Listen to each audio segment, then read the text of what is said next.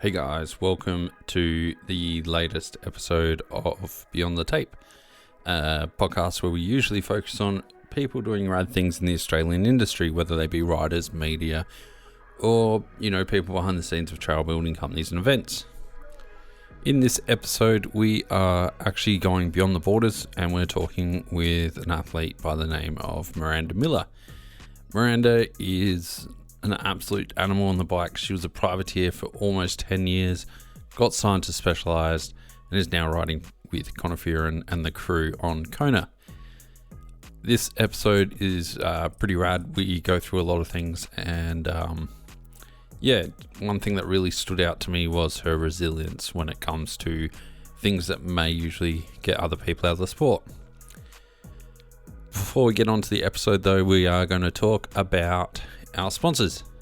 Canyon Bikes have been a huge sponsor of the podcast. Absolutely loving their Spectral. My mate had a few technical issues with his bike on the weekend. He jumped on the Spectral, felt ultimately at home like straight away. Bike ended up taking 10th in under 19s at the local downhill race, and it's still only a 150mm trail bike. It is honestly one of the best bikes I've ridden. It does everything. One of the main reasons it runs so well is because the suspension is tuned and worked on by one of Australia's premium suspension servicing centres, NSDynamics. Not only will they get your current suspension feeling better than new, they will get you new suspension on brands like DVO and Oland, and they can even upgrade the internals of your current suspension with brands like Forsprung, or maybe even their hyper performance tune, which uses different seals. Keeping my bike lubed up and my feet on the pedals and everything running well is 2-Up Bike Co's Factor component pedals and their Dumonte Tech lubes. They're absolutely amazing. Like, I couldn't see myself using anything else at the moment. FE Sports have been good enough to give me some of their Aftershocks headphones. So they are bone conduction headphones that let you listen to everything in your surroundings while you still have your favorite beats or this podcast going through your ears. Really comfortable, really safe because you can hear all the traffic and everything else around you. And yeah, there is absolutely no loss in audio performance. So, you still get to hear my dulcet tones. Franked just released their new pants. Got a pair of them yesterday. They feel sick. Very stretchy, nice fitting. And I mean, if you've got drumsticks like me, they're still going to fit you perfectly thanks to their stretch and their fit. Not a bunch of technical things going on with them. They're just a simple pair of pants to help you shred. And you know what? I like that. No, nothing better than looking, normal on a bike, which is one of the reasons I love the Frank gear. Dirt Surfer was keeping mud out of my eyes on the last ride. Their mud guards are 100% recyclable, 100% made of recycled materials, and are ecological AF. Absolutely love that thing. Absolutely bomb-proof. It's been through a lot. Even if I do get dirty, Crush products have been keeping my bike clean.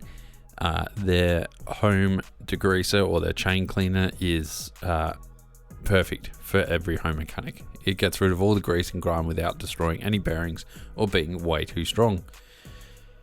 Thankfully, my hands are protected by Fist handwear. We will be doing a limited glove with those guys in the future, so keep an eye out for that. I wouldn't want to do it with any other brand because I don't like their gloves. Fist handwear's gloves fit me the best, and I absolutely love the bar feel you still get through them. Anyway, that's enough of me dribbling on. Thanks so much for listening. Thanks for having listened. I hope you enjoyed this episode. As usual, grab beer, grab water, grab a wine, grab whatever makes you happy, and enjoy the episode.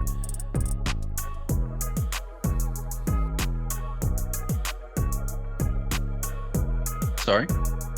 That I'm good to go. Sweet. Easy. Right. Welcome to the podcast, Miranda Miller. Thanks so much for coming on. Yeah, thanks for having me. It's all right. You've been at the top of my list for a while, ever since listening to the Vital podcast you did with Spoma.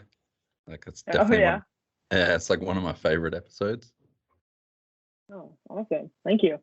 That's all right. How's things been this year for traveling and racing and everything going for you? Yeah, pretty good. I feel like this year has been cool. I don't know. Last year was kind of it was just so weird. Like even if you pretended like it wasn't weird, it was really weird. Like when you actually got to the races, it just wasn't the same, and it was kind of like it kind of bummed me out a bit. I think like it was just like like we did all this to come do this, you know, like Okay. it wasn't the same. I mean, that's not like anyone's fault. It's just like the way the situation was.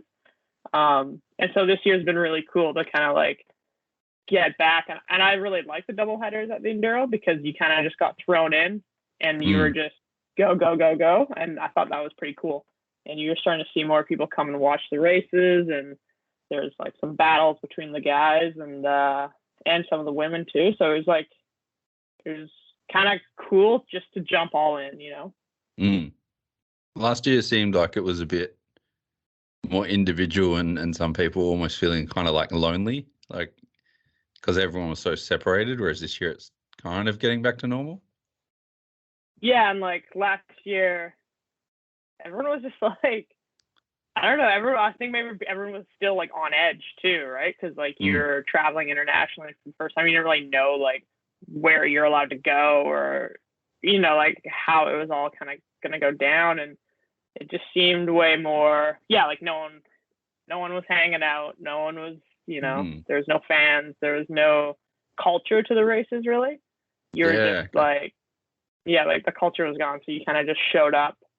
You did your own thing. You showed up at the start line and and, you know, some people took it well and, you know, killed it. And I didn't really like it that much. Okay. Yeah, I'm going to use a phrase I hate, but are you someone that feeds off of that vibe or that kind of having more people around? I think I do to a certain degree. Okay. I would say I like just the energy. I don't necessarily like it when it's focused on me, but I like having the energy, you know, like maybe I don't actually do super well under really high pressure things, but I like having it around me. Because it makes you, I don't know, it's funny. It's like, I want to be in that position, but then when I am, I like, don't really know how to handle it. Yep. So it's almost like if you have an energy around you, you're like, oh yeah, like I want to like get to the top and like be the one that people are like paying attention to. But then when you are that person, I like don't really know what to do, or I'm not very good at it.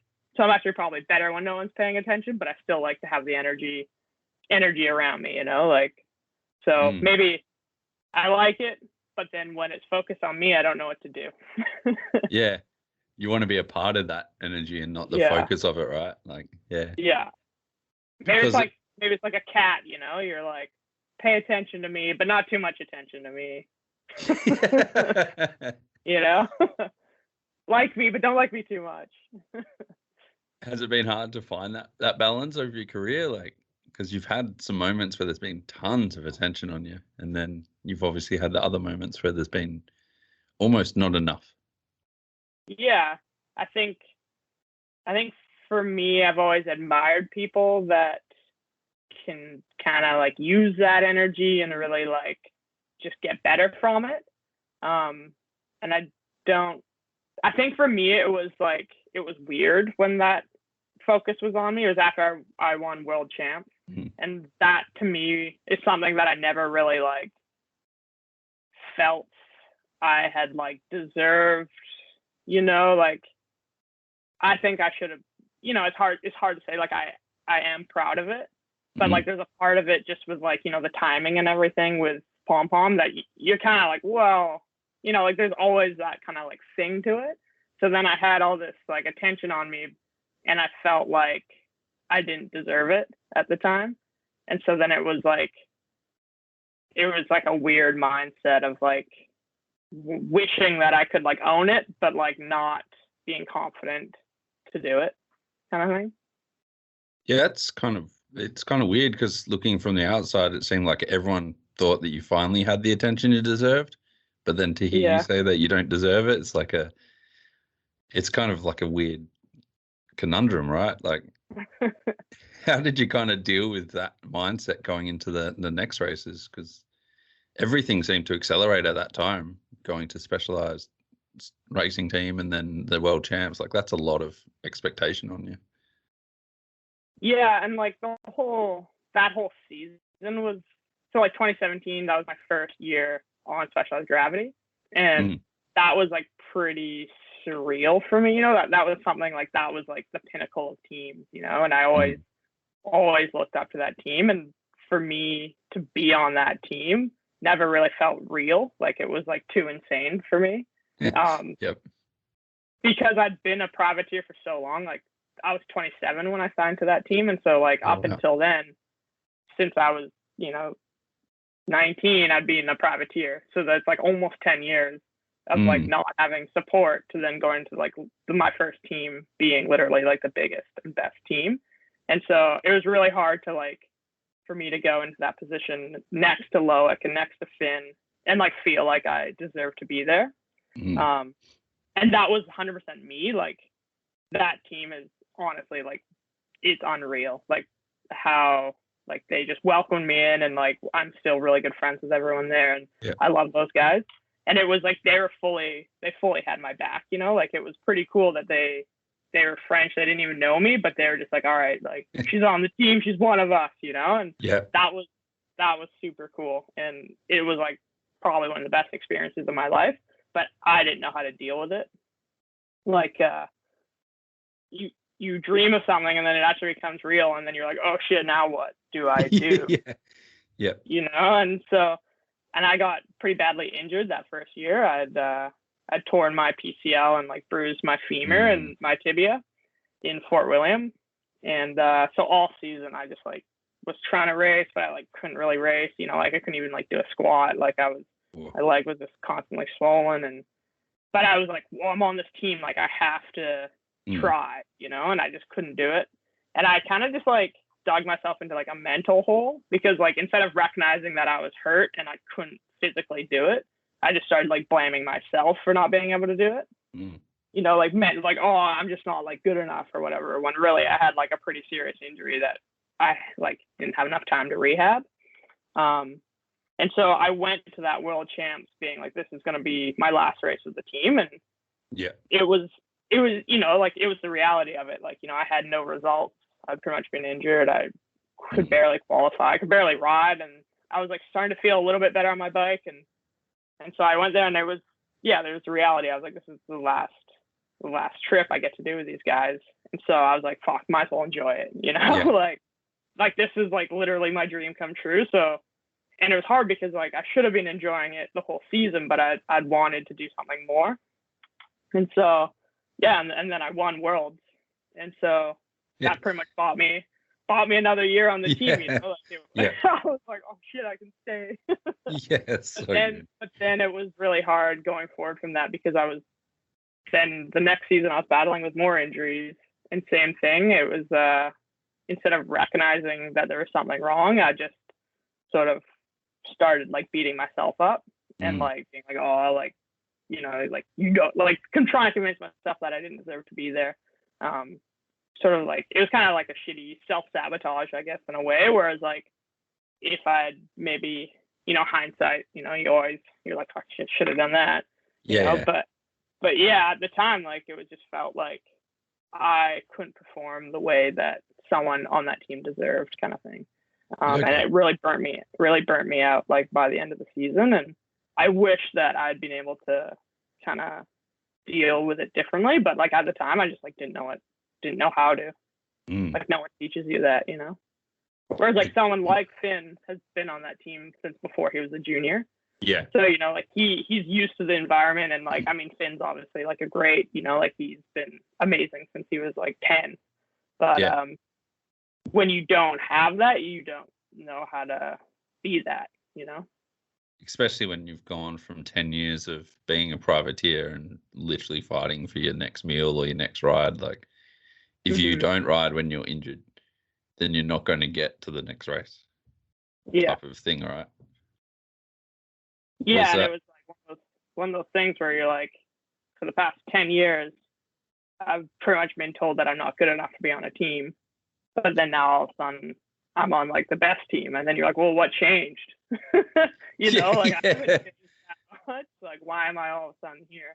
So it was like, it was a weird adjustment. But now looking back, there's a lot of things I regret that I personally didn't do, but it was still like the best experience I've ever had. And Laurent, like as a manager, is like really admirable. Like he's someone I really look up to, and I'm really impressed with like his business and how he manages things. Yeah, that team looks so dialed, and everyone seems to be looked after in the right way to keep them at their peak performance. Like it is really cool to see. Yeah, a really cool dynamic with everyone. It seems kind of crazy that, like, I guess in my experience of the sport, everyone's super supportive, but to have people telling you that you're not good enough for a team, like, I don't see how that's beneficial for anyone. Were people literally telling you that, or is that something you kind of derived? It was kind of just like the way the industry was. Yeah. You know, I think in the past maybe 5 years, the industry has progressed considerably.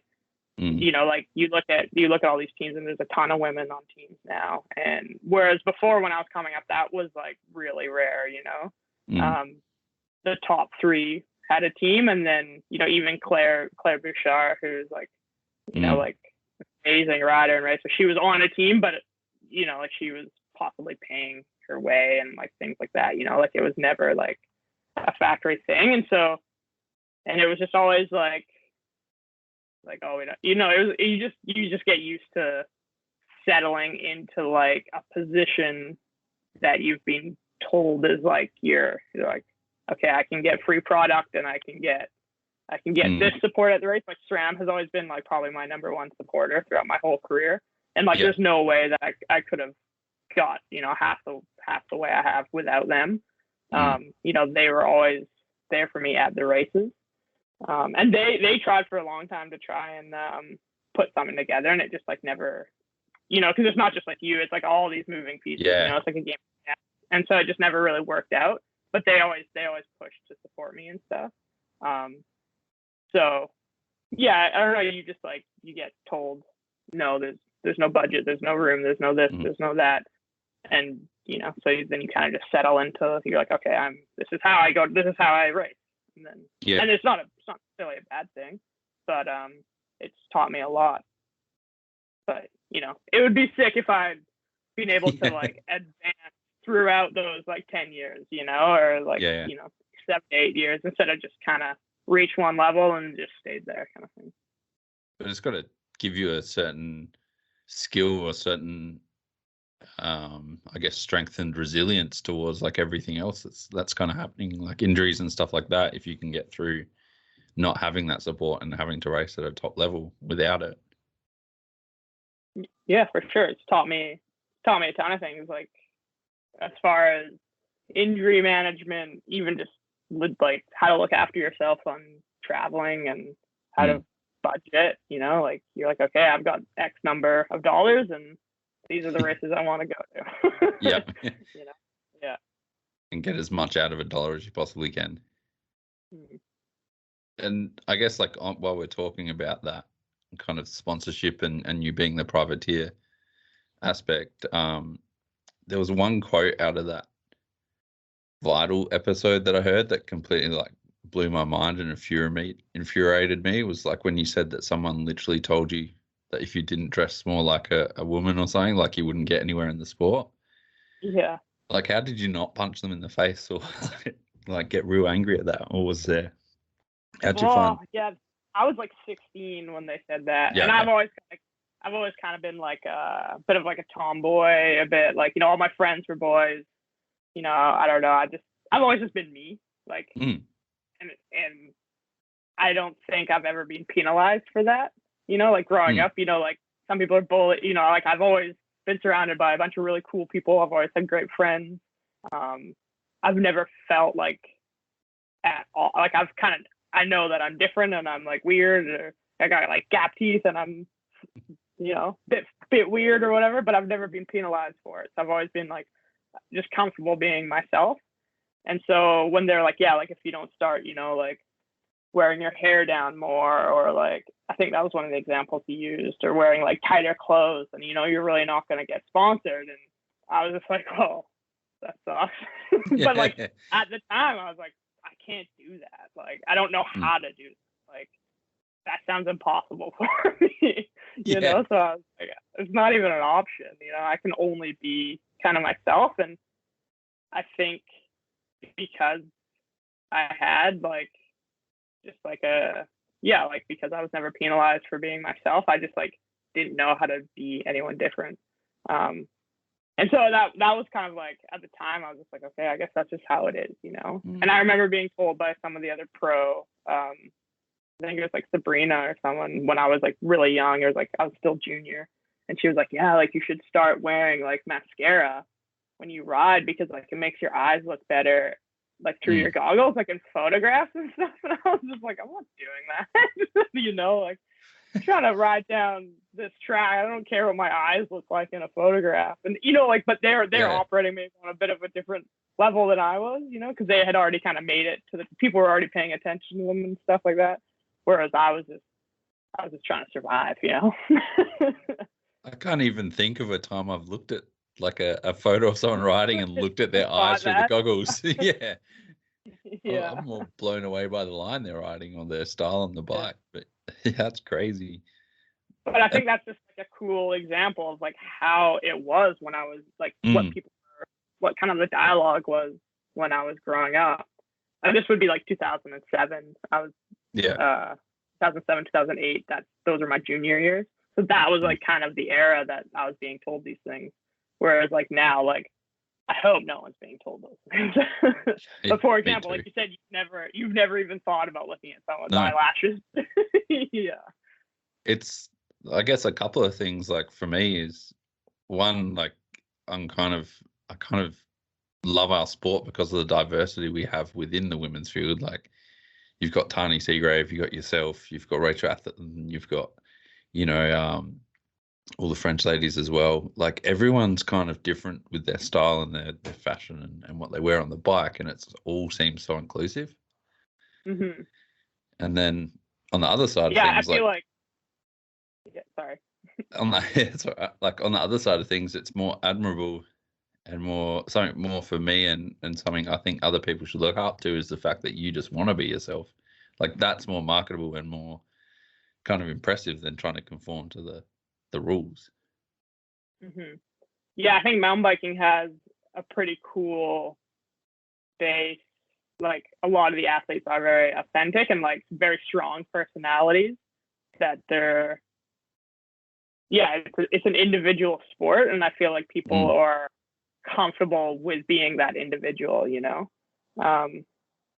it's cool across the whole field, like every discipline, like everyone, they kind of have their thing. And I feel like the ones that embrace it are able to kind of reap the rewards.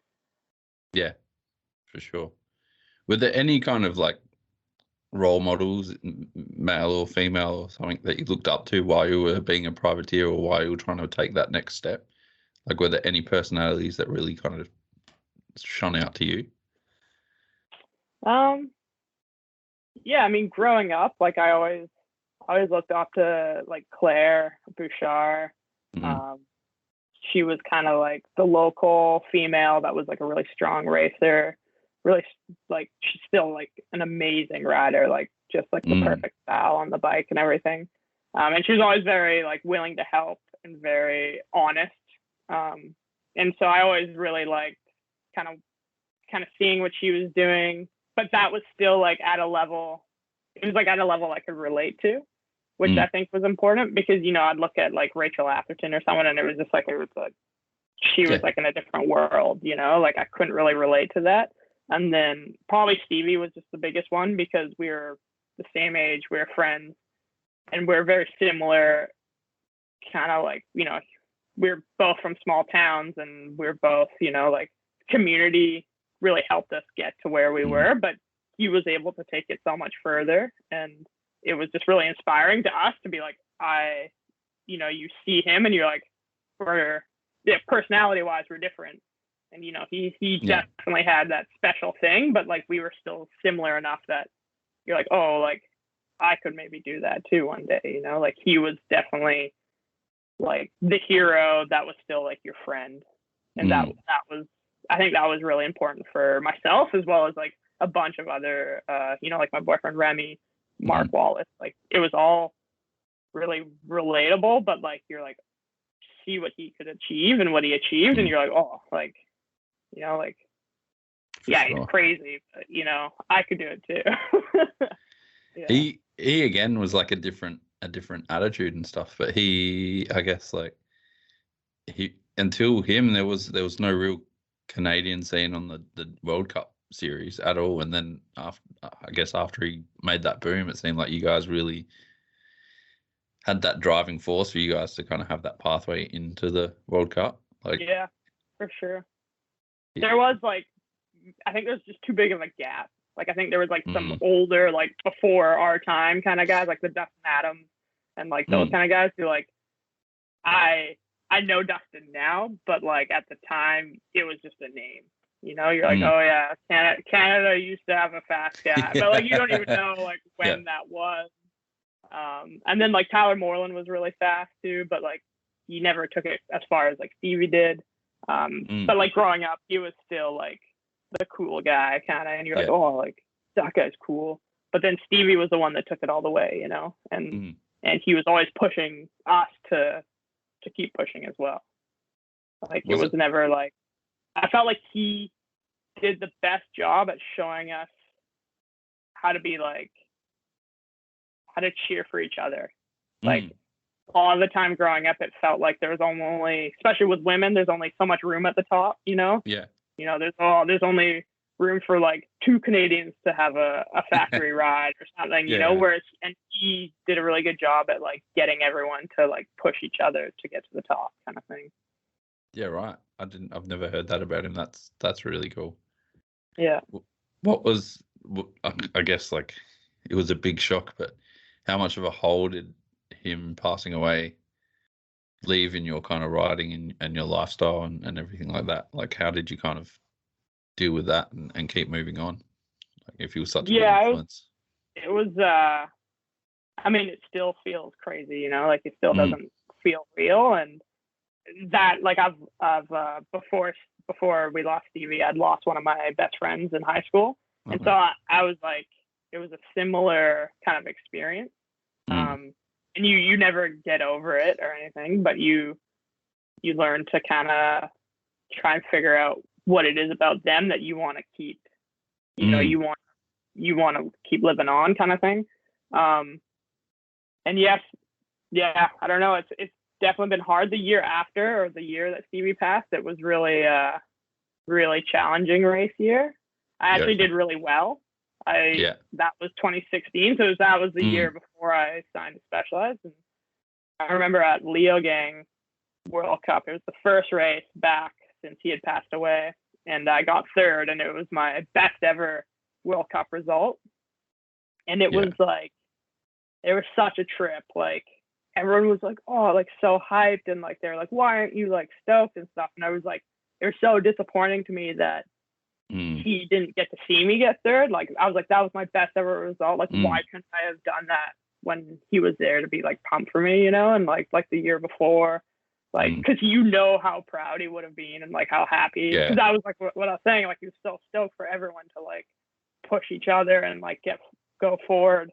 And so like that was like such a weird experience for me. Like it should have been one of the best days, but it was like, even to this day when I look back on it, like wasn't a good day. Like it was like, yeah, it was really weird, and you didn't really know how to like at the time people were like filming you and they're like, oh, like you're like, be more stoked, and like fuck, like, but like it's like not really something you want to talk about at the time or anything. Like you're just trying to like figure it out yourself, and you're like, why aren't I happy? And then you're trying to figure out. So it was a really, really hard year.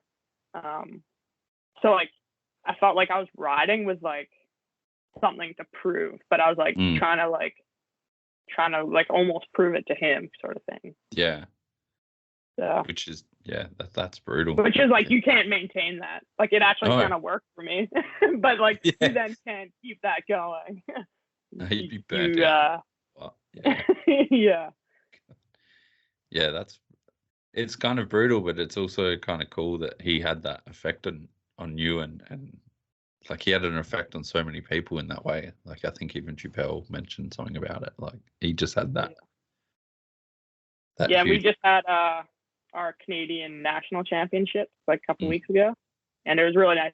So Stevie's mom drove out in her RV to watch the race, and it was super cool. Everyone was just like, yeah, it was really nice. Everyone was so stoked to see her, and she got to watch the race, and she, you know, because there's like the legacy fund and stuff. So it was really special and really cool, and we got her to do a keg stand at the end. That's so good. Yeah, she's like, man. They had like funnels and stuff. They're like, okay, we can like set up like a funnel, and she's like, no, I want to do a proper one. And they're like, all right, like proper. We're like, man, Stevie would be pumped. She's definitely the most famous like downhill mum in the world by far. Yeah, for sure. Yeah. So good. And I guess like over COVID times, you started the MGM channel, and I noticed in that, like one of the points I was going to bring up that before I even thought about Stevie, but like you guys have that same attitude of all living together, but all pushing each other towards that common goal of being better. Like has living in that house and being with those guys and riding together, has that really pushed you more and more over the years? Yeah, I think so for sure. Jesse actually doesn't live here. Okay. Yeah. Sorry. He lives just down the street though. Yeah. Okay. Yeah. But it does, like, it's a really cool. I think the three of us are a good combination.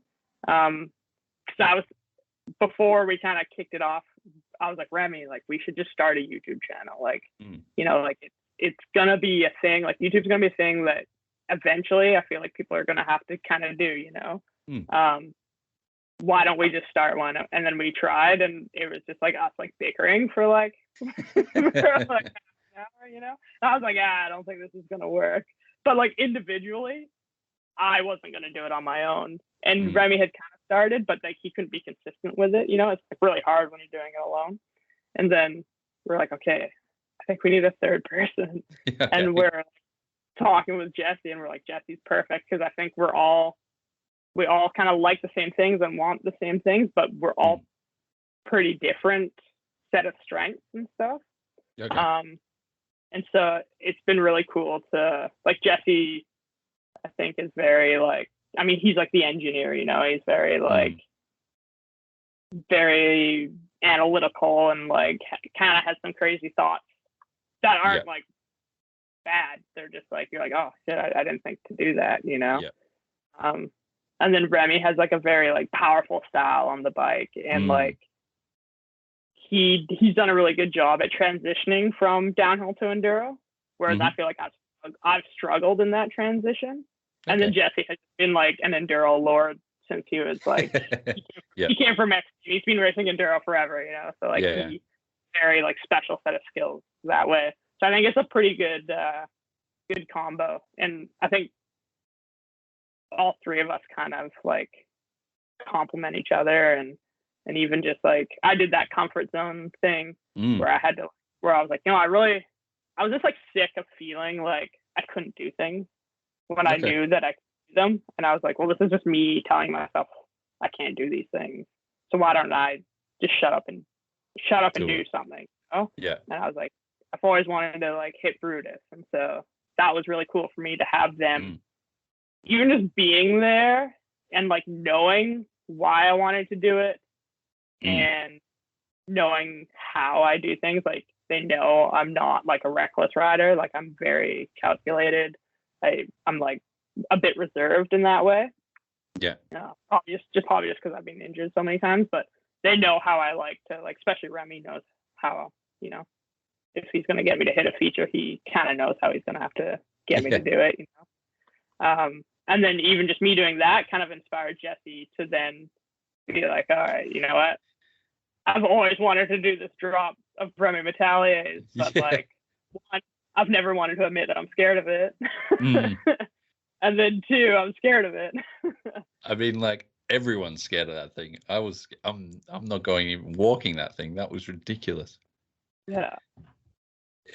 That first like video of you hitting Brutus and that build up though was like some of the best content I've seen about progression on a bike ever. Oh, really? Yeah, cool. Because I guess like a lot of people just want to hit that big hit, and like that's all they're focused on. No one really kind of builds up to it and did what you guys kind of did and analyze how step by step they can get to that Brutus, like to get to that big challenge. Like it was really cool to watch your process on that. Is that how you approach everything? Yeah, I wanted to do it kind of that way because like I was saying when at the end of 2018 when I kind of swapped from downhill to enduro, I was really burnt out, and part of that burnout was being at downhill World Cups and not being like mentally prepared for them because of injury. You feel like you don't feel like you're ready for them, but I was forcing myself to take these risks, and it played like a huge role on like just how I felt like at the end of the season. I was just so burnt out, and it was like this deep fatigue that's like way different. It was like my adrenal system pretty much. Like I was just so like over forcing myself to take risks. And then so like quite a bit of time had passed since then, and then I found myself like kind of being bored and being like, oh yeah, right. Like I'm ready to like take risks again and push myself, and like because enduro like it's risky, but it's not that risky. Like you're going fast, but you're not doing certain, like for me I guess, because like jumps and drops are probably like what I like struggle with mentally. Like skill wise I know I'm perfectly capable, but it's just like a bit of a mental hurdle. And so that I was like, oh, I feel like I want to do something exciting, you know? Yeah. And so but then I knew that I wanted to do it in a way that would promote me to keep doing them, you know, not just forcing myself to go and do it like I was at a race, you know, where you're like, well, I don't have a choice. Like, you know, like either I hit it or I'm like 20 seconds back, you know, like, and you just don't really have a choice. And so you like force yourself to get to this spot mentally to take a risk like that. And it's like kind of gnarly, no matter what the feature is. So yeah, part of that comfort zone thing was just trying to like teach myself to take risks again and do it in a way that I'm like stoked to keep trying to take risks. Yeah, and I guess like we saw the downfalls of that at the last World Cup with that massive road gap they had in there. Like you could tell that some people are just not used to building up and taking that risk and don't put themselves in that spot enough. Like exactly. It would have been cool to see you hit that thing. That's for sure. That thing, like, it was funny going to Leger, actually. I was like so stoked, and then I hadn't ridden my downhill bike, and I just showed up, and I was like, oh man, I'm not ready to race a World Cup. Probably should have done a few more days on the downhill bike. But it was really cool. I loved that experience because it was like, one, you shouldn't be able to show up to a World Cup and qualify. And then two, seeing the level of those top women now, like Pom Pom, blew me away. Like I was on the side of the track it was like first practice run. It's like 8:30 in the morning, and she was so aggressive and like so focused. I was like, holy shit, like that. And I've never seen her like that, you know, like we're the same age and we've raced kind of like alongside each other for years, and I've never seen her ride like that before. And I was just like, yes, this is sick. Like instantly, like, you know, like the fangirl kicked in, and I was like, oh, this race is gonna be awesome, forgetting that I was supposed to be in it. And like and that road gap, I think they'll have to change it for world champs next year, because I think world champs you kind of have to be a little more mindful of like who's racing. But it didn't need to be quite as gnarly as it was.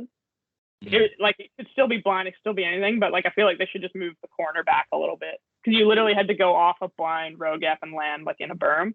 That's where you see like marine, it's blind, so you're not like totally sure, and then you don't land in the right spot, you're missing the corner kind of thing. So it was like very exact and very technical, for the women at least. I think like just to try and carry that speed into the flat. It was a flat turn going in, blind, had to land in like a pretty small area, and then they didn't even put it on TV. So you're kind of like, well, yeah, exactly. You're like, why did like it doesn't need to be that gnarly then if you're not showing it off. Yeah, exactly. But that, I think like seeing few like crashes and a few footage, like that flat corner before the drop tend to send people to the rider's right, and people were missing the landing completely. Where you didn't want to go. Yeah. No. But like, as I'm saying, like you being able to build up to those bigger drops and work out how to attack that thing step by step. If other people had done that, perhaps they would have been fine. Like, instead of just getting, I guess, at a World Cup, so you got to do it. Like, it's got to be insane. I mean, when you see Kate Edwards like standing at the top of the drop, thinking about it, it's pretty gnarly. Yeah. Exactly. You mentioned it just then as well, but like, is it hard being a fan and just wanting to watch the racing and watch everyone kill it and then racing yourself? Do you ever get lost in the fan side of things? I feel like at downhill World Cups, I'm like, it's weird. Downhill has this like, if there wasn't tape on the side of that track, I'd be probably laughing it all day. You put tape up and call it a World Cup, and it like freaks the shit out of me. I'd like to do more downhill racing again, just to like be able to get myself back into a mindset of having to perform and learn a track so quickly. I think it's like a really unique and cool skill. And I don't know if that's like unrealistic for me to think that I can go back at this point, but it is something really special that I want to keep. I would like to keep exploring, I guess. But no matter what race it is, I usually always wish I'm racing. So I didn't qualify in Leger, and that was okay. Like I said, I think it's good that I didn't qualify. You can't just show up and qualify now, especially with only 15 women, and it's cool that how tight it is. But then like watching the race, you're like, fuck, I wish I was racing. And it's funny because like you're so nervous, you're at the top, and you're like, I hate this. Like I don't want to qualify. Like fuck, I don't like. You're trying to, you like get such a like a defense mechanism to like when you're that scared or like that nervous to be like, oh, like whatever, like like. But like you do care, and so you have to like tap into that part. Like, okay, I do care. This is what I'm gonna do to make it happen. But it's so easy just to be like, no, I don't care. I don't even care. Whatever. And then you don't qualify, and you're like, oh wow, I care a lot. But just because you're like afraid, so it's just like easier to act like you don't care. Oh, for sure. Yeah, the whole I don't give a fuck attitude, and then you find out years later that you actually did give a fuck, and you probably should have tried. Yeah. But we were talking before about how like you're a bit of a goof, and like you mess around, and you're a bit out of the mold for most people. But is there like, you seem to find this switch when you're racing to go on to ride fast and be serious on that side of things? Has that taken a while to develop, or is it literally that race tape on the side of the track that helps you kind of switch mindsets? I feel like, no, I don't even think it's like a race thing. I feel like for me, like why I love racing and why I love mountain biking is like speed. Like, there's like kind of one thing that people probably really like love about their sport or whatever. And like, maybe some people it's like the act of like getting air or like hitting a turn. But for me, it's like when you're like bombing down a fire road and you're like going like so fast, like just that motion of speed is like something that I I really love, and like that I think is what I crave when it comes to racing. And so I feel like anytime I go ride and I can like, I find myself even like in the bike park, it turns into like I just want to ride the same trail over and over again, so I can go a little bit faster, a little bit faster. And so I don't like, I don't know, racing. I don't think racing brings it out of me. I think it's just trying to find that feeling. And so racing is obviously the easiest way to do it because you got to try and go fast.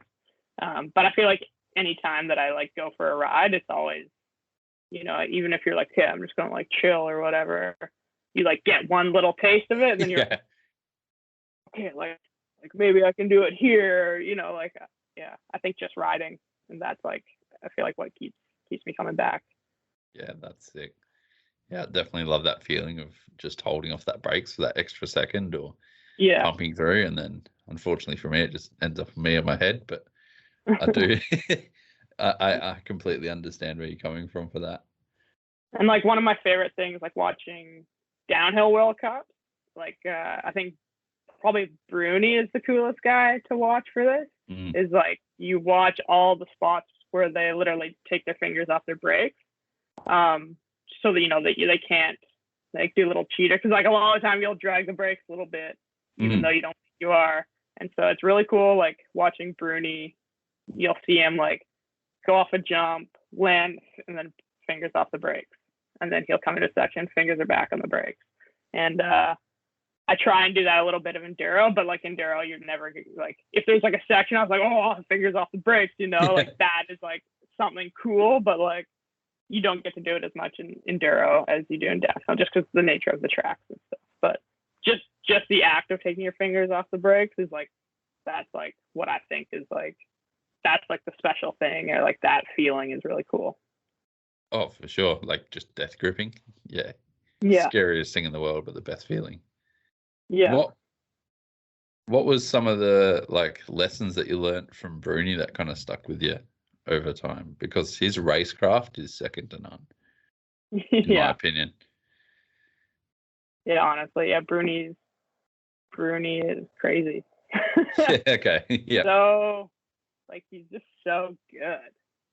And I don't know if like there's a lot of things I admire about him. I think if they're like very hard things to then like try and kind of reflect in yourself, but I definitely, his ability to like be kind of like goofing off, you know, you're hanging out and then he's like, oh, like time to practice, and then it's boom, and he's like very focused, and he has like the best ability I think out of anyone, maybe because he does so much testing, is to do just consistent runs. Like he can go and do a run of one track and he'll do the same, like almost the same time, you know, like he can replicate his movements so well. And I think that's really beneficial for training and for practice.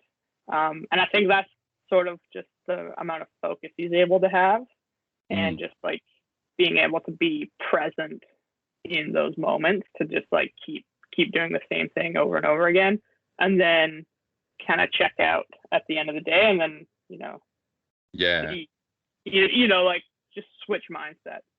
I think that that's really cool, and it shows in his racing the way he's able to kind of just shut other things out and focus on, you know, that world champs run or whatever it is, you know. And it's a pretty amazing skill, and it's really quite admirable. I don't know if I can then replicate it, but it's definitely something to like strive for, or like I don't think there's many people that, like, I know for myself when I was racing bikes, and even though I wasn't like at the top end, but like you'd still spend the Saturday night like laying in bed just visualizing your run, and you'd end up being up till 2:00 in the morning, and you can't do anything the next day because you've been up all night visualizing. That ability to switch off is more important than most people think. Yeah. And I one thing too, I guess maybe I do, is like when I'm getting sloppy on my bike, like I'm like, maybe I'm getting tired. I like think I'm like, be like Bruni. And then all of a sudden I get like strong legs and like strong hips. You know, I remember that I have them and I actually engage them and use them. Yeah. And like that's like so important because like a lot of time you're like, oh, like my arms, but you realize like your arms are tired just because like you're just like not using your legs when you're riding, you know, so you're putting all your weight on your arms and you're like, oh, be more like Bruni and like engage your butt and your legs, and then all of a sudden you're like in a strong riding position and you're like, oh yeah. There you go. The number one tip to get faster for everyone out there is just be like Bruni. Easy. Use the legs and the butt when you ride. Yeah, right. I definitely think that's a thing that's happening, is especially with like slacker head angles. We can go deep in a rabbit hole here, but a lot of people are on their front too much and they're using their arms, whereas you get low and get beat up. Yeah, you feel wrecked on the front end, like your front end, and it's you're not driving through your legs. Bruni's also very like technically, like he takes a lot of detail from his bike. Jesse is also the same, like Melabed. I think Remy's very similar. And it also seems like even though you've got that relaxed attitude and stuff, again, off the bike, but do you pay much attention to the settings on your bike? Like, are you quite picky with how the bike rides? Yeah, I'm probably like the worst out of all of them because I feel like Specialized was like just like you go to Specialized and you get to do all this testing and you're like, oh, this is the sickest thing ever. Like we'd do these training camps with Owen and it was honestly so sick. Like Owens would have all these different shocks with different tunes and you wouldn't, you know, and all you got to do was just hammer runs and try and figure out, you'd be like, oh, like the bike feels like this, the bike feels like that. And that was honestly like probably my favorite part. Like we would be in Queenstown and we'd do like 13 lap days and we would test like 5 different shocks. And like, it was just so sick. And I was like, oh, this is like the best. But now I don't have those resources, but I still want to do that. The past 3 days, I've done 3 days, not in a row, but with motion instruments with like 3 different shocks to try and like figure things out. And I feel like at this point, I admire people that just shut up and ride their bikes. Like I feel like I'm like a little lost right now, like with my setup, but I do really enjoy it. And whether I make mistakes and then I'm like, oh, I shouldn't have done that, like afterwards, you know? Yeah. A lot of the time, you know, I want to race with this shock because it's like new and I want to try it. But then afterwards, you're like, I knew that wasn't the right call. I should have just, you know, put the base setup on and done it, you know. But like at the time, you're like, well, what if it's like really good? Yeah. And so I think I need to separate all this fiddling I do with my racing, because a lot of the time it just like flows into the race and I'm like raising my bars, lowering my bars, putting a different shock on, being like, maybe if I bumped my fork to 180, it would change this. And then, you know, whereas like other people run the same thing all year and they beat me. So, you know, like, but I do really enjoy it. And I think it's a very, I feel like while I still have the opportunity to do it, you know, like while I still have access to 2 different models of wheels or whatever, I want to see if I can tell the difference, you know. It's definitely like a privilege, so I want to take full advantage of it while I can. And I love things like that. And I think it all maybe came from way back in the day when I was like a junior and I was riding Kenda tires so I could get them for free. And I always just said I would never know the difference between a tire. And then I put on a Maxxis tire one day and I was like, holy shit. And it like blew my mind. This was like in 2006 or 2007, like I was young. And I was like, oh, I did notice a difference. And then I was kind of like, oh, like maybe I do know what I like. So then it's just been, I really enjoy it. Yeah, it's so good.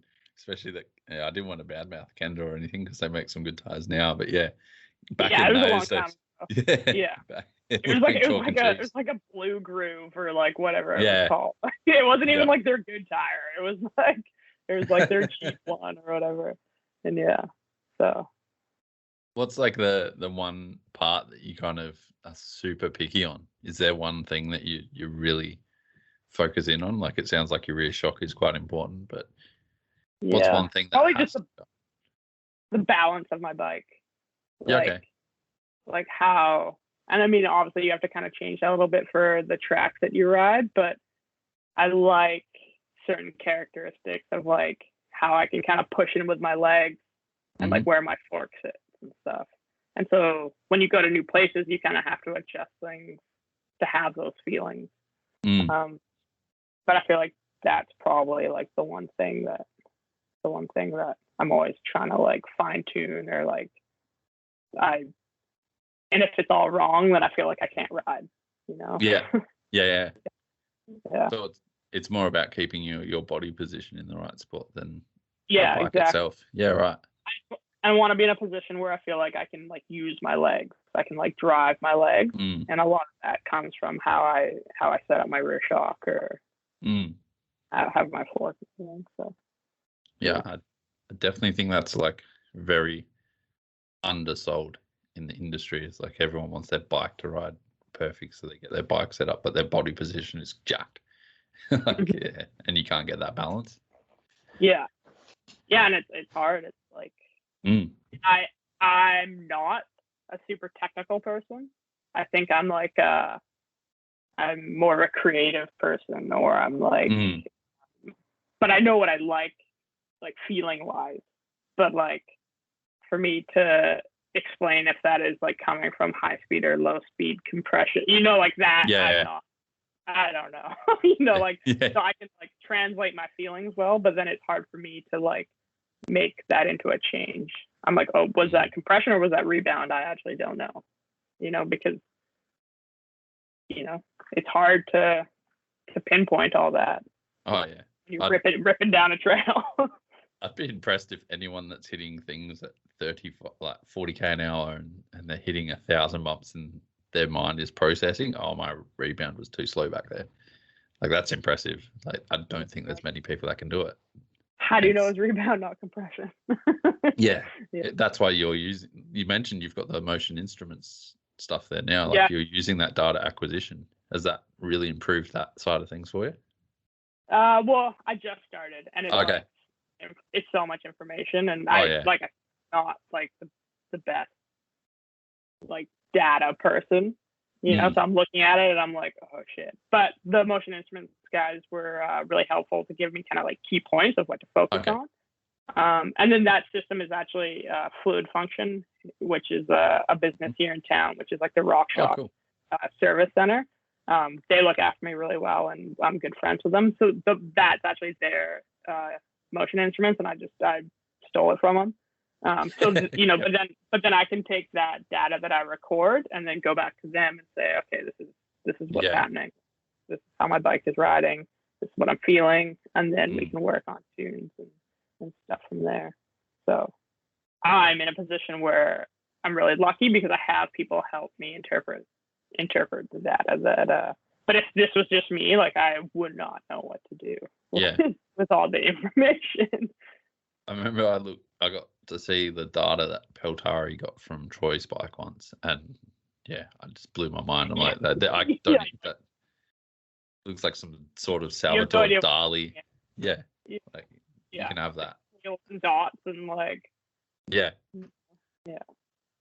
So it's kind of like he was just like, oh, just focus on getting like, in motion instruments guys, they definitely have like a philosophy that they follow.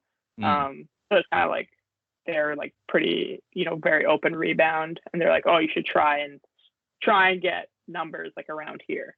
Yeah. And so that was really interesting because I found it was like you would set your shock to what you would think. You're like, okay, this is like this feels good, like this rebound speed, and then the numbers wouldn't be close to what they recommend. So you're like, okay, I'll open it 2 clicks.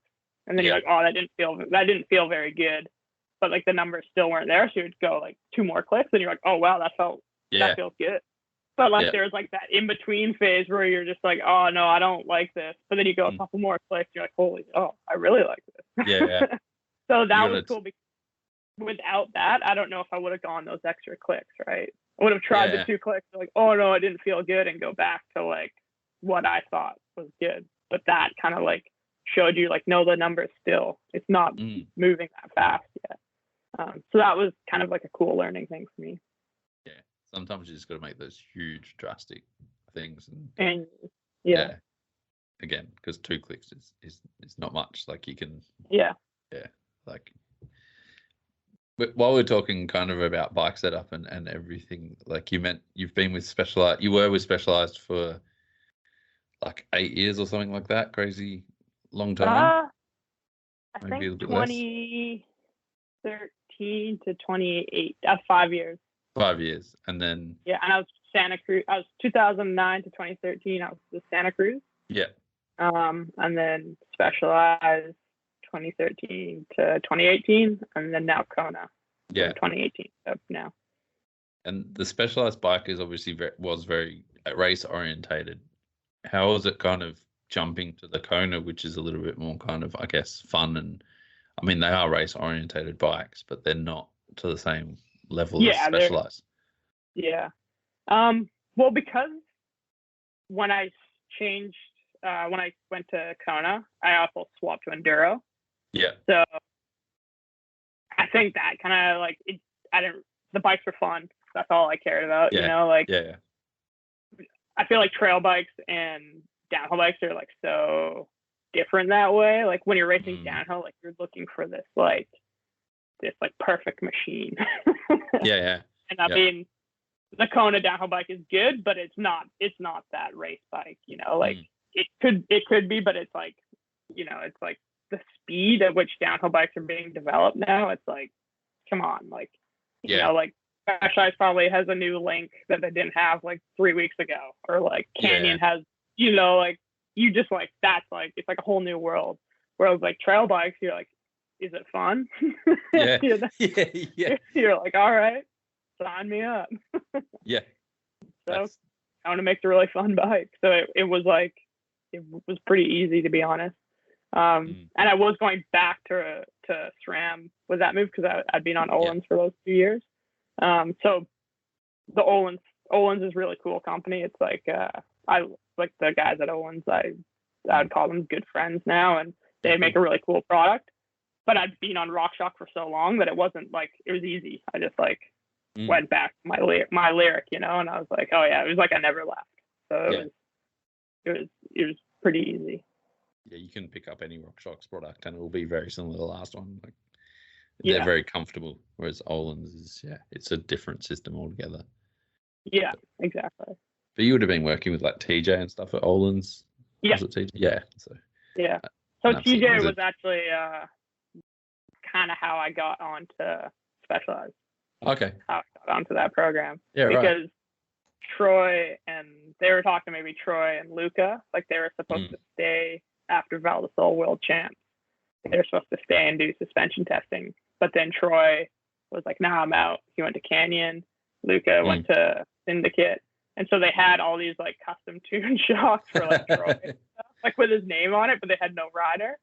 And I was at World Champs, and they were like, and TJ and the global marketing manager at the time, Dan Hugo, they were just like, well, TJ's like, what about that like Miranda girl? She seems pretty cool. And so at the time I was like, because I pit with SRAM.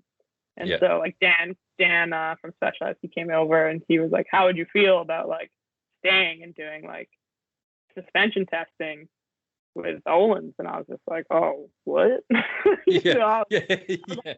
I was like kind of drunk. It was like after the race. I was like, oh, like, I don't know, like 1 second. And so like I went and talked to John Dawson because I was like, I felt like bad almost. I was like, oh, I don't know these guys, but like that sounds sick. And so I went and talked to Dawson, and he was just like, yeah, like do whatever you need to do, you know. He's like, but don't sign anything. He's like, talk to me first. And so it was sick, like Specialized. So Dan was like, all right, like don't worry about anything, like we got you sorted. Because I was like, fuck, I gotta like change my flight, like you know, I was there with the Canadian national team because it was a world champ. And he was like, no, like we'll just take care of everything. And then so I just stayed and did suspension testing with Loic and Finn and the Owens guys. And it was crazy because like it was a really weird, I didn't really know it, but I walked into like, because like Loris had just left.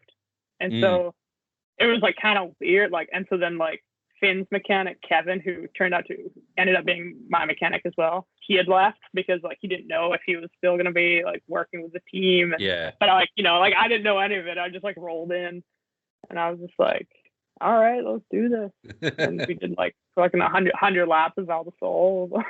That sounds heaps fun. The next couple days, and we're all terribly hungover the first day, and but, we cracked on, and I guess they liked me enough to sign me. So I owe TJ and Dan Hugo a lot actually for kind of I don't know getting me on that team.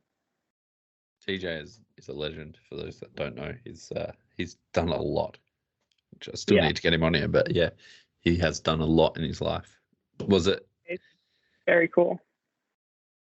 Was it hard? Like, I mean, you went back to RockShox after the Ohlins thing, which I guess Ohlins had that kind of more custom, more tuning, more factory feel to it. And then, what's RockShox like as like a supporting for your tuning and everything like that? Like, do they give you much support at the races? Because we don't seem to see much of them on the socials.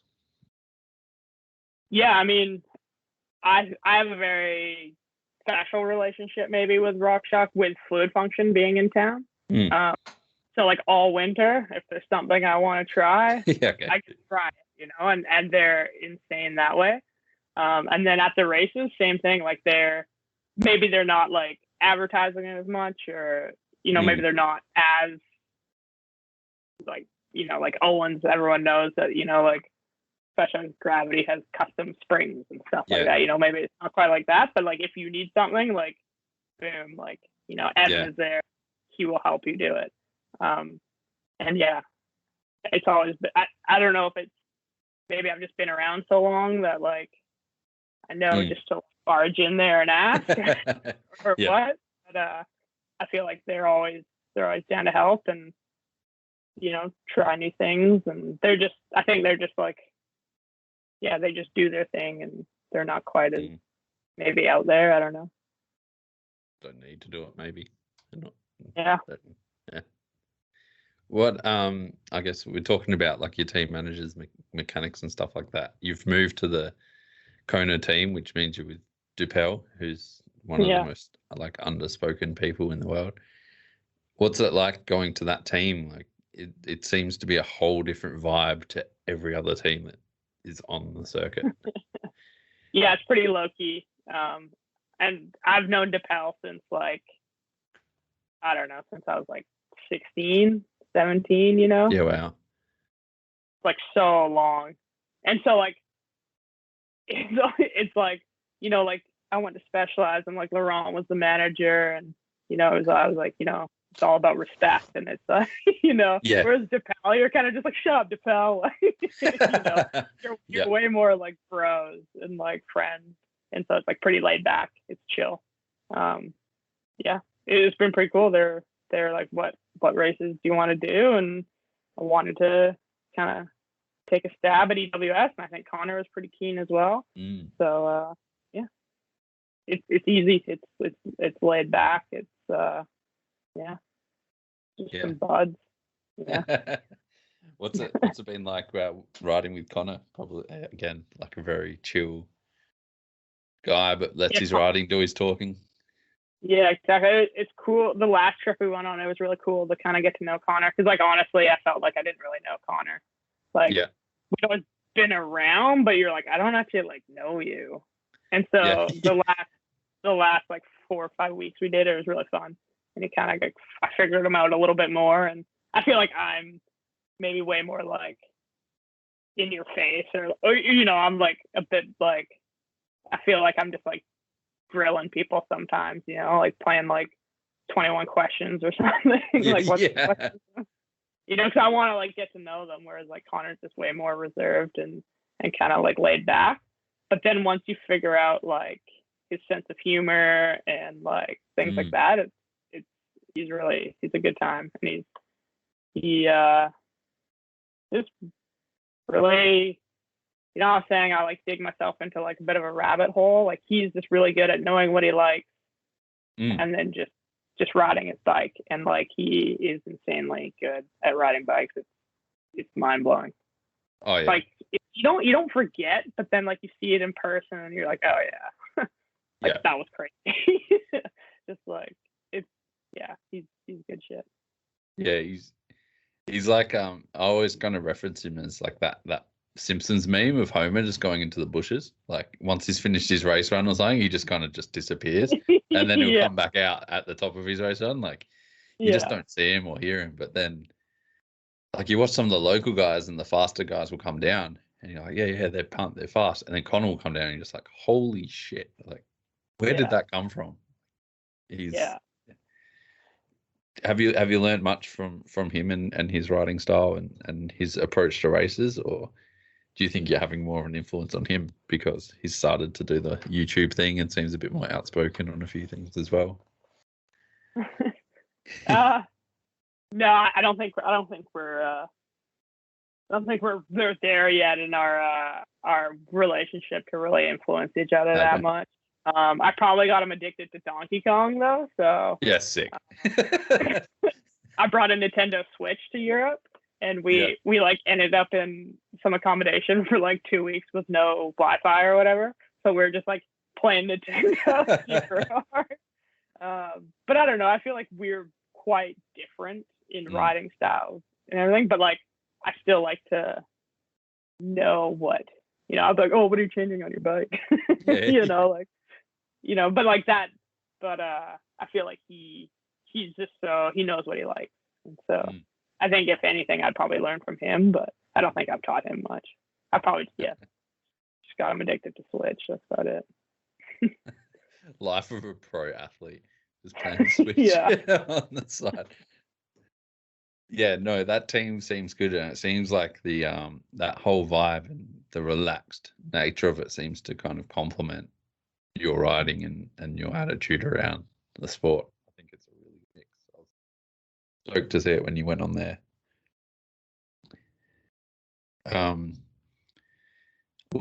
What was it like going into the EWS racing style from downhill? Like that would have been a big swap. And again, you mentioned you like the double headers. I think you're one of the only people that I've heard say that as well. Like, what is it about those you're stoked on? I think it's because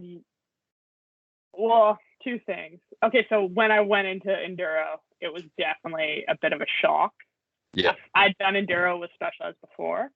I'd done a few rounds, and so I kind of knew how like enduro worked or whatever.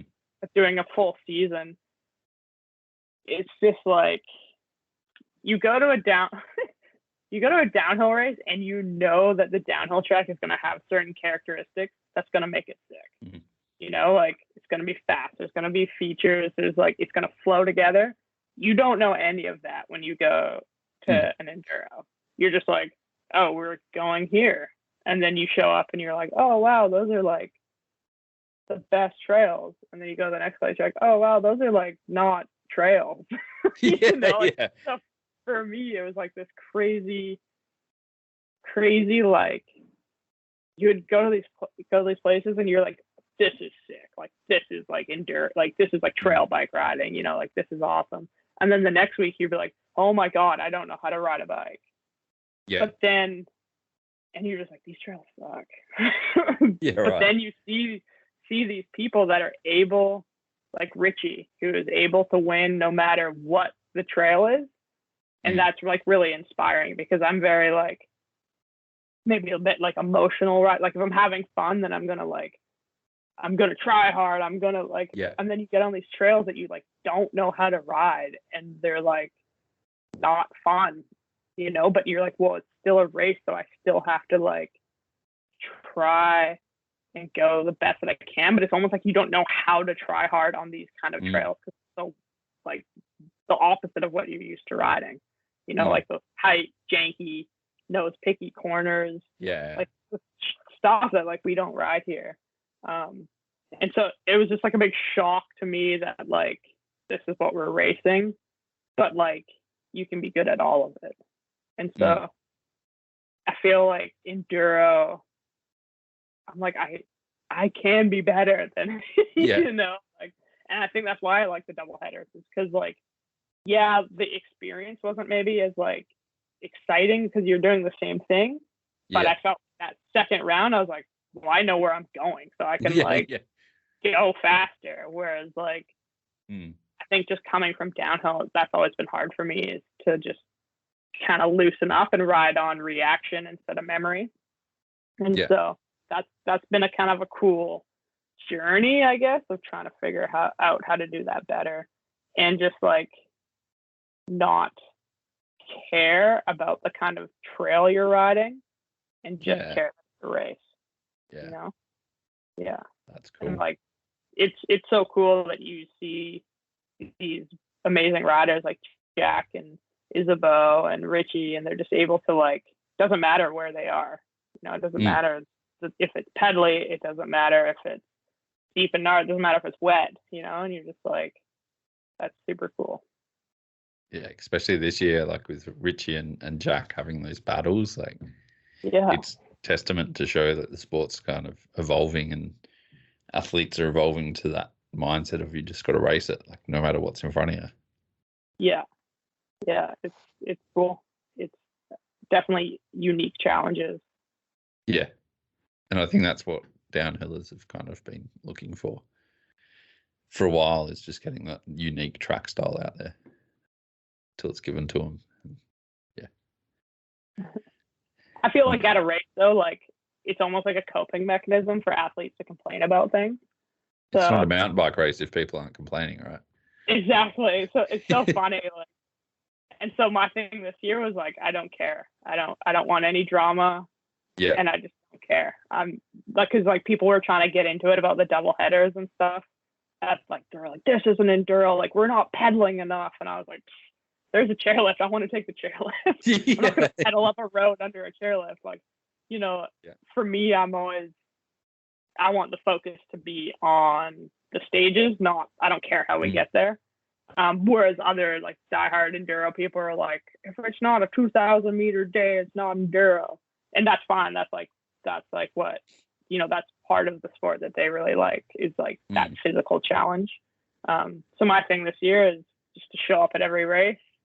And like I said, I don't care anymore if they're bad trails or if they're good trails. Yeah. It's a race. So that's the kind of mindset I've been trying to adopt for enduro this year. It's not like they're just going to cut out the gondola or something because a couple of people are complaining either. It's not going to change anything. So it is much better mindset to just go and race there. Yeah. It seems like mindset and the mental aspects of riding seem to be like the hardest for you. Do you kind of have a sports psych, or do you kind of work through anything with someone around like your mental state, or is it just something you've learned to kind of train over the years like you would normal muscles? Yeah, no, I'd say I'm like terrible. My mental game. And, you know, I actually tried to find a sports psych this winter, and I contacted like 3 people, and like none of them they're like, oh no, like I don't do that anymore, or like, oh sorry, I'm not taking on new clients. And like I was talking to a guy after I won world champs, but it was almost like he's really, like, Jesse uses him. He's a really cool guy, but it was almost like we were already friends before. Yeah. So it's almost like you want someone that knows nothing. I kind of felt like, it was like, I kind of felt like I didn't really know what to talk to him about, because it was kind of like, it was too close. Like I felt like we already knew each other, you know, like it was like, so you almost want like a stranger that like, oh, for sure, you know, that you can like have to maybe explain things to like help. I don't know. I would like to work with someone for sure. I've just honestly struggled trying to find, like, because I want something like long term, and a lot of it is like, okay, well, it's $150 a session or whatever, and you're like, well, I can't do this every week, or you know, like I can't afford to do it every week, you know, like, so it's almost like trying to find like a program to do or something. So a lot of it I think my mental game has let me down like for the majority throughout the career, just like doubting myself and sort of what I'm capable of, or not being good at being present. I think I'm better at it now, but only through experience, and like learning from things that, you're like, oh, I really regret that, because literally the only thing that let me down was my mind, So I have gotten better at it, but I'd still like to be better. Oh yeah.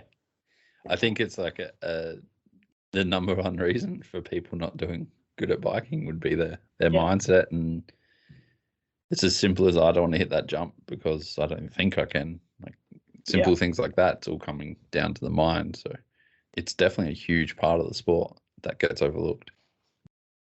Yeah, and I always like admire people that are like really confident, because I'm like, how did you get to be that way? Yeah. Like, how are you like so confident? Like Jesse's really good at it. Like Jesse, I feel like is very just a confident guy, and I'm just like, and it's like totally like, and like for sure, it's like his upbringing, like it's just like the way his life has gone that has helped him be like that. But like sometimes you look at them and you're like, how are, like, not because like they shouldn't be, but like you're just like, damn, like that's cool. Like, but like I'm not like that. Like at least inside I don't feel like that. Maybe he doesn't feel like that inside either, but he does a good job at just putting it on. Yeah. Fake it till you make it type thing. Yeah. Cool. I might start wrapping things up a little bit, let you get on with the rest of your day. Not that there's much left over there. I usually ask a question around like advice and stuff like that, but I reached out to a junior girl here and asked if she had any questions she wanted to ask you, because she's a shredder. She's XC enduro, wants to race downhill, like really, really fast girl. And she just wanted to know what advice you'd give to junior girls trying to get known and also getting quick on the bike in different trail types and features. So she wanted to know your advice around those two things. That's for Jess Williams. All right, Jess. Well, I think she's on the right track for sure, like doing all those different disciplines. I think almost now more than ever, you notice that that's really paying off for people, is having like a really diverse set of skills. And I think that's one thing I wish I had done more growing up, was like ride more. Like I hated cross country, so I didn't do it. Like I grew up in Pemberton and Squamish, and I just rode bike park. So, I think keep an open mind and push yourself in all these areas that you don't feel as strong in, like get a BMX, keep racing, just keep riding all types of bikes, and it'll pay off in one of those disciplines or a couple of those disciplines way more than just focusing on one will, I think. So I think keeping your skill set diverse is really key. And then that translates into getting faster on different types of terrain. Like if you're strong on a BMX, you're going to be able to go ride those like bermy, flowy trails, but then like you're riding gnarly shit on your XC bike, that's going to transfer over into your technical skills. Like it's really important, I think, to keep all kind of your avenues open and not be too honed in on one thing. So that's one thing that I really wish that I had done more of as like a younger kid. And, I can't ride a BMX to save my life, but like, yeah. But it's a really good skill. And a lot of those great cyclists and athletes, you see that in their background, is that they didn't just come from one like, niche, so like didn't just grow up riding downhill or whatever. Yeah. And then how to get noticed.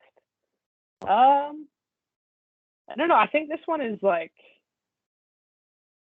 hard question to answer because I feel like it's like a crazy world out there.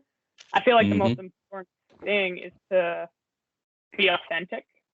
Just keep portraying your authentic self and being honest with just what you like and who you are, because then that you'll naturally gravitate to the people that you want to be around and want to be around you, and that'll help create opportunities that will last, I think. If you're, I don't know, keep being you. And I mean, I guess now to be noticed, social media is huge and stuff, but I mean, you don't have to tell a kid that. Yeah. But yeah, but I honestly just think being authentic and a respectful racer is gonna get you noticed in the right ways. Because people are always watching and people always remember, and the cycling industry is a lot smaller than you think it is, So like when you're at the events, if you're being a good person, then I think good things will happen. For sure. Yeah. Yeah. Definitely the cycling world is a lot smaller than people think. If exactly. that one time you get angry and throw your bike or do something dumb is the one thing that's going to stick with everyone. Yeah, exactly. So if you're at an event in Australia and SRAM Australia is there and, they notice you, then, and you are respectful and you're polite and you're just yourself, you're not putting on some sort of show and you're just authentic, then, people are going to like you. And, someone at SRAM Australia might mention it to, global SRAM. Yeah. And then, that's like how it works. It's like, yeah, exactly. Yeah. I think building, that's a good point as well. Like taking those baby steps of shop, local team, go to nationals, talk to SRAM, and the next minute, they're talking to global, and it's not simple as sending SRAM at SRAM on Instagram message saying sponsor me. A DM. Yeah. Yeah. I think it's important to be confident in human, like face-to-face interactions.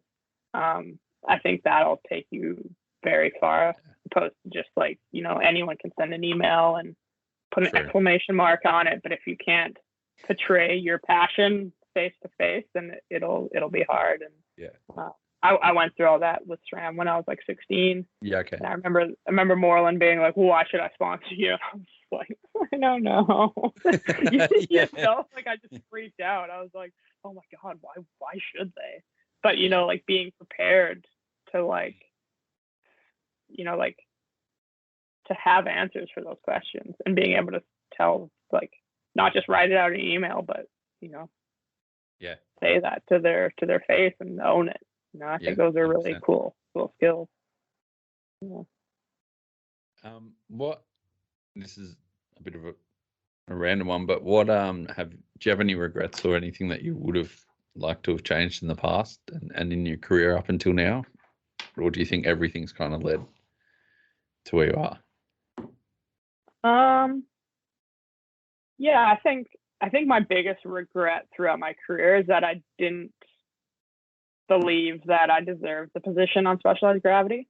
I think that is like one thing that if I could go back, I would have. It's not that it's not that I didn't enjoy my time there. Like, it was honestly 2 amazing years, but I wish I had owned it more. I wish I had confidence to be like, I got this opportunity and I deserve to be here with like these with the world's best riders, and I never owned that. And so that was like one thing that I wish that I could go back and change. I think that's probably the only thing. I mean, I've been hurt like a million times, but that's all kind of helped me become the person that I am, as shitty as it is. But I think that one thing is like, I wish I had owned my place on that, personally on that team, and just like believed that I deserved it. Do you think that's kind of helped with your transition to Kona in any way, like knowing that you should be on that Kona team racing the EWS? Or... Yeah, I think like after that, I realized the opportunity that I had wasted a bit, and just been like, okay, well, I don't have time to do that again. Yeah. You have to own all your steps throughout the way and kind of just like make sure you get the most out of them. And I mean, that's honestly hard to do day to day. You get sucked into day-to-day life and the small things, but like the big picture, you kind of have to believe that what you're doing is worthwhile and that you are of value. And yeah, I think it did help. For sure. I still go back and change it, but yeah, 100%. Yeah, but there's no point in dwelling on it either. Like you just keep moving exactly. on. Yeah.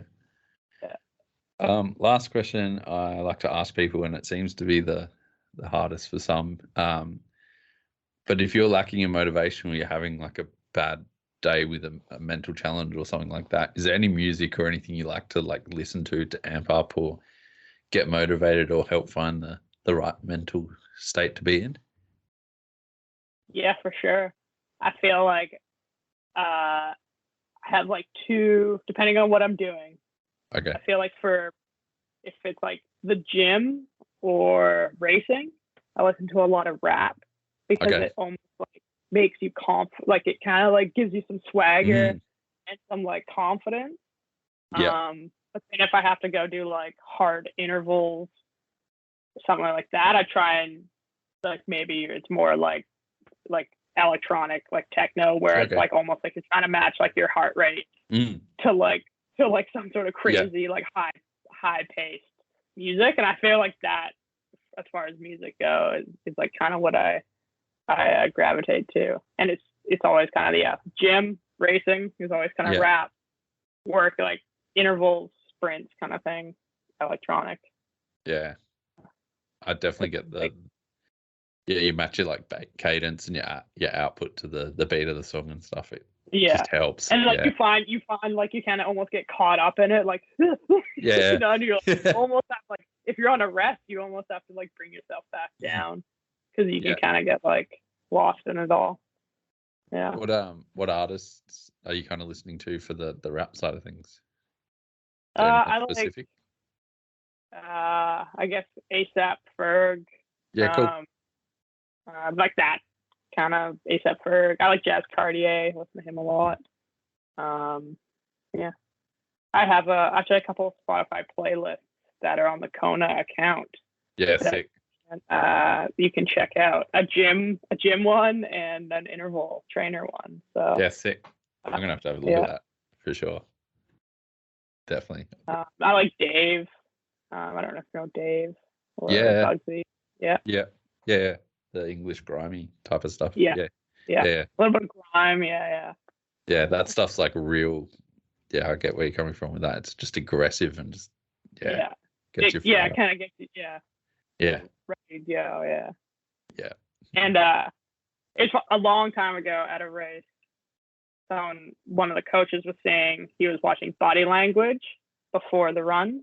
And so people that were like standing up straight with like a wide open chest, he said it was almost like a sign of like heightened like testosterone or something, like, you're like kind of getting ready.